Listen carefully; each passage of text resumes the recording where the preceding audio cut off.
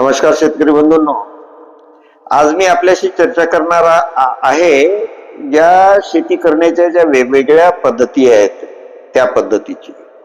तर सगळ्यात आधी मी विषय घेतो निसर्ग शेतीचा. निसर्ग शेती म्हणजे निसर्गाच्या मदतीने केलेली शेती. आणि या निसर्ग शेतीचे जे जनक आहेत त्यांचं नाव आहे मासानोबू फुकाओका. हे जापनीज शेतकरी आहेत. हे जापनीज फिलॉसॉफर आहेत. फिलॉसॉफर म्हणजे शास्त्रज्ञ. तर त्यांनी 1975च्या दरम्यान एक पुस्तक लिहिलं आणि त्या पुस्तकाचं नाव आहे वन स्ट्रॉ रिव्होल्यूशन. मी मराठी अनुवाद सांगतो. गवताच्या एका काडातून क्रांती. गवताच्या काडातून क्रांती. त्यांच्या पुस्तकाचा मराठी अनुवाद मी वाचला. मी ते पुस्तक अनेक वेळा वाचलं. आता त्या पुस्तकाचा सार आणि मासानोबू फुकाओकाची तत्व ही आज सांगतो तुम्हाला. आता यामध्ये असं आहे की तुम्ही शेतीच्या या उद्योगामध्ये निसर्गाची मदत घ्या. निसर्गाची मदत घ्या म्हणजे नांगरण वखरण वगैरे वगैरे नाही किंवा कमीत कमी.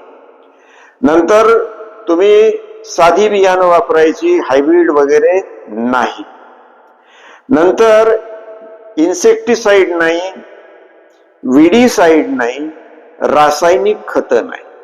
म्हणजे मासानोबू फुकाओकाची जी निसर्ग शेती पद्धती आहे त्यामध्ये कुठलेही इनपुट वापरायचे नाही आणि कुठल्याही मशीन वापरायच्या नाही. कमीत कमी मेहनतीत कसं पीक घ्यायचं याचं त्यांनी त्यांच्या फार्मवर प्रात्यक्षिक दाखवलं. तर थोडक्यात तिथे कसं आहे, भाताची शेती होते.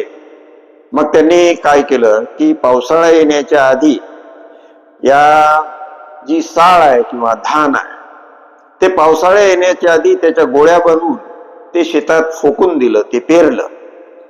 आणि ते धान दाटीवाटीनं उगवून आल्यानंतर मग ते एक क्रॉप झालं त्यांचं. आणि थोडंफार जर लागत असेल तर गवत कापकूप करून तिथेच टाकायचं. आणि हे धान याचा हंगाम होण्याच्या आधी बार्लीचं सीड तसंच सोकून द्यायचं. म्हणजे या निसर्ग शेतीमध्ये सीड पेरायचं नाही तर त्याच्या मातीमध्ये गोळ्या बनवून ते फेकायचं आणि मग त्याला वाढू द्यायचं आणि येईल ते घ्यायचं. तर अनेक वर्ष प्रयोग केल्यानंतर त्यांनी तिथे ती टेक्नॉलॉजी एस्टॅब्लिश केली त्यांच्या फार्मवर. धान आणि बार्ली किंवा धान आणि गहू यामध्ये त्यांना यश मिळालं. तर बंधूंनो, ही त्यांची सुरुवात आहे. ते पुस्तक खूप गाजलं. त्याच्या लाखो प्रती खपल्या. अनेक ठिकाणी अनेक प्रयोग झाले. तर आता ते आपल्याला करता येईल का? अशी शेती आपण करू शकतो का? त्याचा प्रयोग मीही केला. तर ही निसर्ग शेती आपण पुढे कंटिन्यू ठेवावी का, करावी काय, याचं एक सविस्तर विवेचन आणि माझे अनुभव मी तुम्हाला समोरच्या व्हिडिओमध्ये शेअर करीन. तुर्तास निसर्ग शेती म्हणजे कमीत कमी निसर्गात ढवळाढवळ करून केलेली शेती. आणि ती शक्य आहे का आणि ती तिथे का शक्य झाली याची चर्चा आपण पुढच्या व्हिडिओत करू. धन्यवाद.